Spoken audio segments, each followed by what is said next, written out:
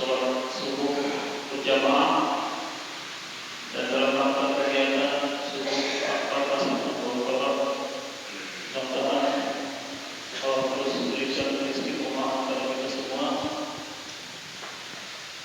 dan Allah datangkan keberkahan dalam kehidupan kita dan lingkungan kita. Selawat dan salam semoga senantiasa tercurahkan kepada baginda Rasulullah sallallahu alaihi wasallam, keluarga, sahabat dan para pengikut beliau yang sampai hari ini masih memberikan istiqomah. Alhamdulillah pada subuh pagi hari ini hadir Ustaz Amin Al-Haddad. Beliau telah menyempatkan hadir kita untuk memberikan ilmunya, berbagi ilmunya, untuk menjadi ilmu yang bermanfaat bagi kita semua. Mari kita sama-sama menyembah kesiapan beliau. Kepada Ustaz Amin Al-Haddad, silakan.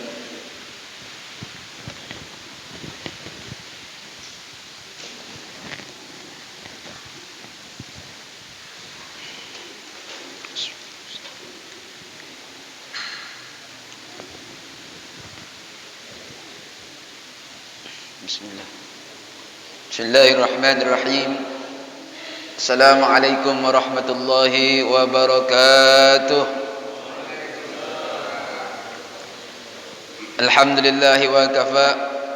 Assalatu wassalamu ala rasulillahil mustafa wa ala alihi wa sahbihi wa man ihtada. Asyhadu an la ilaha illallah wahdahu la syarika lah.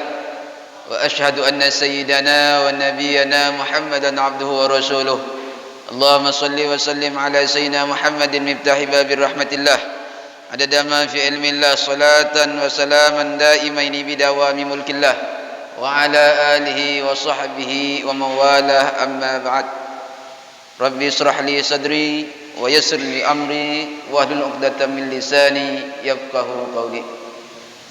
Alhamdulillah, segala puji bagi Allah Subhanahu wa taala yang di subuh hari ini kita ditakdirkan oleh Allah Subhanahu wa taala mendapatkan panggilan kasih sayang Allah Subhanahu wa taala, dengan bukti Allah Subhanahu wa taala mempermudah langkah kita untuk datang ke masjid ini untuk menjalankan salah satu kewajiban kita, yaitu salat subuh berjamaah. Mudah-mudahan dengan hadirnya kita di subuh hari ini menambah keberkahan dalam hidup kita, dosa-dosa kita diampuni oleh Allah Subhanahu wa taala, dan Allah angkat derajat kita di sisi Allah Subhanahu wa taala. Salawat teriring salam tak lupa kita ucapkan kepada Nabi kita Muhammad sallallahu alaihi wasallam, Nabi yang akan menolong kita di hari akhir, di mana hari itu tidak ada pertolongan kecuali hanya mengharapkan syafaat daripada Nabi kita Muhammad sallallahu alaihi wasallam. Mudah-mudahan kita semua termasuk orang-orang yang berhak mendapatkan syafaat daripada Nabi kita Muhammad sallallahu alaihi wasallam. Hadirin jamaah salat subuh rahimakumullah. Kalau kita berbicara tentang syukur ini, sering kali kita dengar dan sering kita pikirkan bahwa syukur ini mudah untuk dilakukan. Tetapi sesungguhnya kalimat syukur ini sangat sulit untuk kita lakukan, untuk kita praktekkan dalam kehidupan kita sehari-hari. Maka orang-orang yang mempunyai sifat syukur yang tinggi kepada Allah Subhanahu wa taala, di dalam jiwa orang tersebut akan ada 3 hal yang nampak di dalam jiwanya. Yang pertama, orang yang bersyukur kepada Allah Subhanahu wa taala, orang ini akan menggunakan lisannya setiap mendapat nikmat Allah, tidak pernah lupa mengucapkan kalimat alhamdulillahi rabbil alamin. Hari ini banyak orang yang mengaku susah dalam kehidupannya. Hari ini orang banyak mengaku susah dengan usaha-usahanya. Sebenarnya kesusahan tersebut tidak lain terletak karena kepada manusia tersebut tidak mengucapkan kalimat alhamdulillahirabbil alamin ketika mendapatkan nikmat daripada Allah Subhanahu wa taala. Kita sering mendengar ayat Allah Subhanahu wa taala yang tak asing lagi di telinga kita yang berbunyi la in syakartum la azidannakum. Seakan ayat ini hanya lalu di telinga kita tetapi tidak pernah meresap di dalam jiwa kita. Lihat kalimatnya la in syakartum la azidannakum. Orang yang bersyukur atas nikmat Allah, Allah akan tambah nikmatnya. Artinya ketika hari ini kita dapat nikmat dari Allah, ketika kita bersyukur kepada Allah, nikmat hari ini tetap utuh dan Allah tambah nikmat-nikmat yang lain. Kalau hari ini kita tidak pandai bersyukur kepada Allah, nikmat hari ini datang kepada kita, tetapi setelah itu la in syakartum la azidannakum wa la in kafartum inna azabi lasyadid. Maka yang ada adalah siksa Allah. Di antara siksa Allah diambil nikmat daripada kita. Di antara siksa Allah kita makan tidak penuh dengan kenikmatan. Di antara nikmat Allah kita punya jabatan, kita tak bisa mendapatkan kenikmatan dalam jabatan kita. Di antara nikmat Allah kita banyak anak, anak tidak pernah taat kepada kita. Di antara nikmat Allah yang dicabut kerana kita tidak bersyukur, kita dikasihkan kekayaan semuanya, tetapi kekayaan tersebut mengundang murka Allah Subhanahu wa taala. Kalau kita benar-benar orang yang pandai bersyukur kepada Allah, tadi malam Allah Subhanahu wa taala sudah pejamkan mata kita. Dan subuh ini Allah Subhanahu wa taala buka mata kita dan kita bisa solat di sini. Adakah setelah solat subuh kita bangun subuh tadi mengucapkan alhamdulillahirabbil alamin? Kalau kita pandai bersyukur, yang kalimat yang keluar alhamdulillahilladzi ahyana ba'da ma amatana wa ilaihin nusur. Kalau enggak bisa baca seperti itu, cukup alhamdulillahirabbil alamin.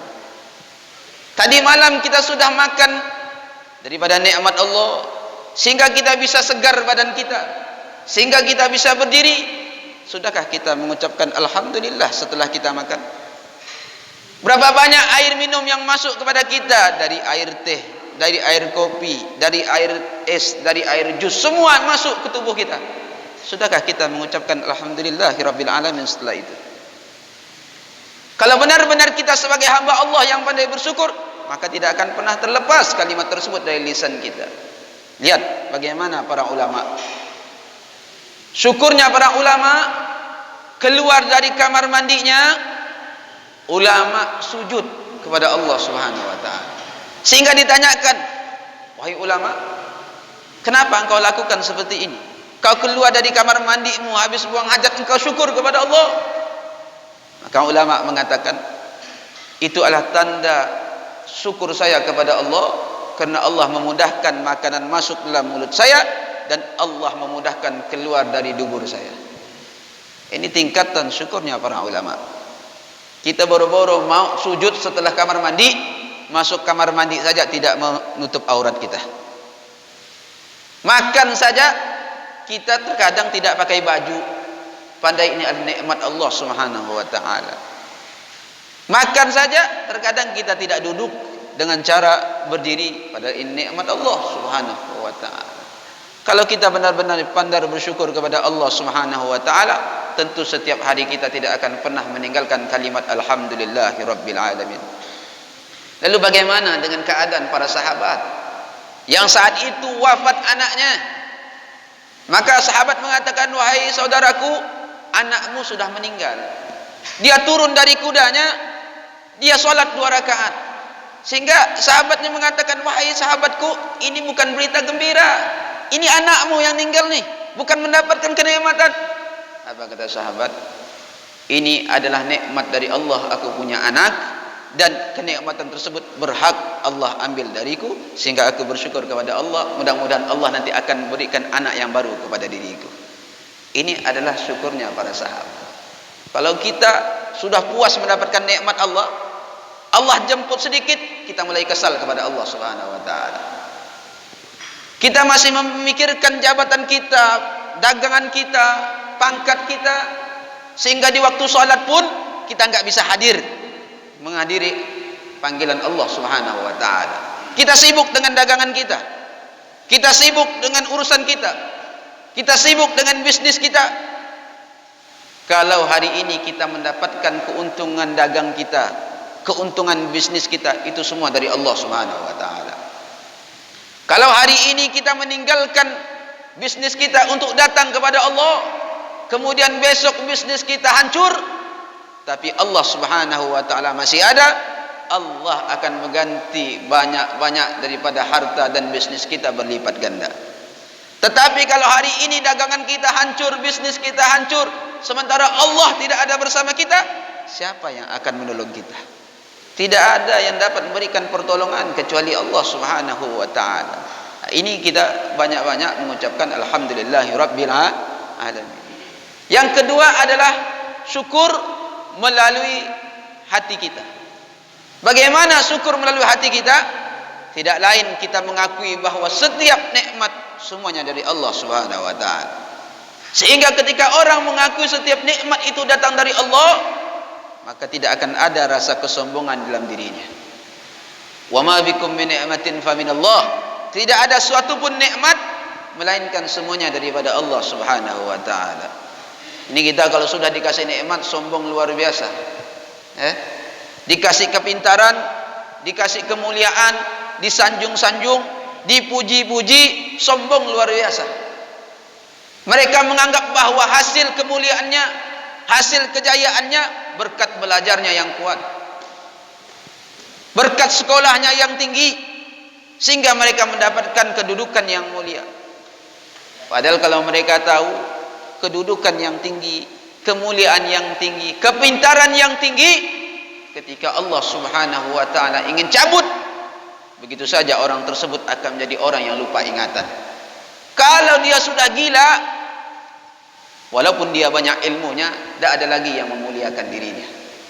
Walaupun pangkatnya tinggi, kalau sudah gila, tidak akan lagi orang yang ingin mengangkat pangkatnya, bahkan tidak akan ada orang yang memuliakannya. Maka setiap nikmat apapun, yakini semuanya daripada Allah Subhanahu wa taala. Nabi Musa pernah tanya kepada Allah Subhanahu wa taala, "Ya Rabb, ini Nabi Adam ya Rabb, udah kau kasih ini ya Rabb, kau kasih itu ya Rabb, kenalkan ini ya Rabb, kenalkan itu ya Rabb. Lalu bagaimana cara Nabi Adam untuk bersyukur kepadamu?" Maka Allah katakan, "Ya Musa, dengan Adam meyakini setiap apapun yang kuberikan kepadanya datang dariku, maka cukuplah untuk bukti Adam itu bersyukur kepadaku." Maka kita cukup ketika ada nikmat, ini datangnya dari Allah Subhanahu wa taala. Pasti ketika ada orang yang menganggap bahwa nikmat datangnya dari Allah, kalau hilang dia tidak akan pernah kecewa. Kalau hilang nikmat tersebut, dia tidak pernah menyalahkan. Kenapa? Karena semuanya datang dari Allah, dan yang berhak mengambil adalah Allah Subhanahu wa taala. Dan tidak akan ada rasa sombong, tidak akan ada rasa menghinakan orang lain. Sekarang kalau dah merasa hebat, orang lain kecil. Sekarang kalau dah berasa bisa baca Quran, bisa ibadah banyak, orang lain ahli neraka. Nah, ini yang ada di kita. Kenapa?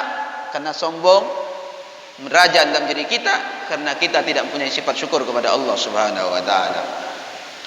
Adapun yang ketiga adalah bukti syukur kepada Allah Subhanahu wa taala, menggunakan setiap anggota kita untuk ibadah kepada Allah Subhanahu wa taala. Hari ini kita sedang dikasih kaki oleh Allah, sehat walafiat, kita bisa berjalan di sini, maka itu syukur kepada Allah Subhanahu wa taala. Orang yang tidak bisa bersyukur, orang yang dikasih sehat sama Allah tetapi mereka tidak ibadah, tidak solat, tidak melaksanakan kewajiban-kewajibannya kepada Allah Subhanahu wa taala. Mungkin hari ini mereka merasa kuat, merasa segar, tetapi lihat besok kalau Allah sudah titipkan penyakit asam urat di lututnya, uya solat dia. Baru dia nyesal dulu, kemana saya lagi sehat, kemana orang salat subuh saya, kemana berdengkur, badan sehat. Maka di sini ini kita bersyukur kepada Allah. Ada orang yang lebih sehat dari kita, ada orang yang lebih kuat dari kita, ada orang yang kerjanya duduk saja di kantor, ada orang yang hanya duduk saja di rumah, tapi mereka enggak sanggup untuk jalan ke masjid. Tapi orang yang kerjanya tukang, hari-hari berjemur, hari-hari naik ketinggian, tapi dia bisa melangkahkan kakinya ke masjid untuk salat berjamaah, apalagi salat subuh. Ini sebuah nikmat yang luar biasa diberikan kepada kita. Maka wajib bagi kita untuk bersyukur kepada Allah Subhanahu wa taala. Kalau seandainya hari ini kaki kita sudah mulai pegal-pegal, mungkin ini adalah tanda dari Allah, peringatan dari Allah bahawa kita ini dah lama tak ke masjid, kita ini dah lama tak pergi majlis ilmu, kita ini dah lama tak pergi majlis Quran, sehingga Allah ingatkan dengan dicabut nikmat kaki kita, dimulaikan asa rematik, asam urat dan lain sebagainya. Kalau hari ini telinga kita sudah mulai jauh mendengarnya, mungkin telinga ini maksiat kepada Allah, mendengarkan nyanyian-nyanyian yang membawa maksiat kepada Allah, mendengarkan omongan fitnah, mendengarkan ghibah dan lain sebagainya, sehingga nikmat ini sedikit demi sedikit dicabut oleh Allah Subhanahu wa taala. Saya tidak ghibah beb, tapi saya hanya mendengar saja, sama ghibah. Imam Syafi'i pernah lewat di pasar bersama murid-muridnya. Dia mendengar ada orang yang membicarakan aib orang lain. Imam Syafi'i berjalan laju sehingga dilihatnya murid-muridnya tinggal. Kemudian Imam Syafi'i bilang, orang yang berbicara keburukan orang lain itu dosa, dan sama dosanya dengan orang yang mendengarkannya. Maka murid-murid Imam Syafi'i melajukan perjalanannya mengikuti Imam Syafi'i. Jadi kalau ada orang yang menceritakan aib orang lain, tutup telinga kita. Kalau kita mau, tinggalkan tempat itu, karena itu mengundang murka Allah Subhanahu wa taala. Kalau seandainya mata kita hari ini sudah mulai pudar, mungkin mata ini selalu bermaksiat kepada Allah Subhanahu wa taala, melihat sesuatu yang diharamkan oleh Allah Subhanahu wa taala. Atau zaman sekarang kita sering lihat HP. Kalau HP ini kan kalau suang-suang kita tidak ketahuan apa yang dilihat. Lihat di kamarnya, lihat di tempat kerjanya, yang maksiat kepada Allah Subhanahu wa taala. Bukan mata ini digunakan untuk melihat keagungan Allah, kebesaran Allah, melihat tulisan ayat-ayat Allah, tetapi mata ini kita menggunakan untuk maksiat kepada Allah. Itu bertanda kita termasuk orang tidak pandai bersyukur kepada Allah Subhanahu wa taala. Maka tadi saya dikasih tahu oleh panitianya, jangan panjang-panjang, 20 menit cukup sudah. Karena acaranya salat subuh berjamaah, kemudian tausiah, kemudian kopi bareng. Jadi ngopi sama-sama. Kalau sudah datang ke majelis ilmu, artinya kita sudah mendapat keberkahan. Salat subuh berjamaah dapat keberkahan. Minum kopi juga ada keberkahannya.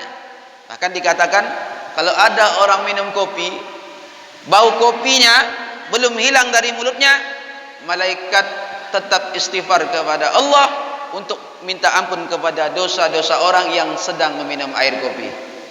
Jadi air kopi ini sebelum hilang, baik kita balik ke rumah pun baunya masih ada, maka malaikat terus minta ampun kepada Allah atas dosa kita selama bau kopi itu masih ada di mulut kita. Jadi diharapkan lepas ini minum kopi banyak-banyak, biar baunya bertahan sampai jam 8 pagi, jam 9 pagi, biar dosa-dosa kita diampuni oleh Allah Subhanahu wa ta'ala. Mudah-mudahan kita semua diselamatkan oleh Allah Subhanahu wa ta'ala, diberikan hidayah untuk terus dekat kepada Allah Subhanahu wa ta'ala, dan mendapatkan syafaat daripada Nabi kita Muhammad sallallahu alaihi wasallam, dan keluarga kita menjadi keluarga cinta kepada Nabi Muhammad dan taat kepada Allah Subhanahu wa ta'ala. Hakadha minni, assalamualaikum warahmatullahi wabarakatuh.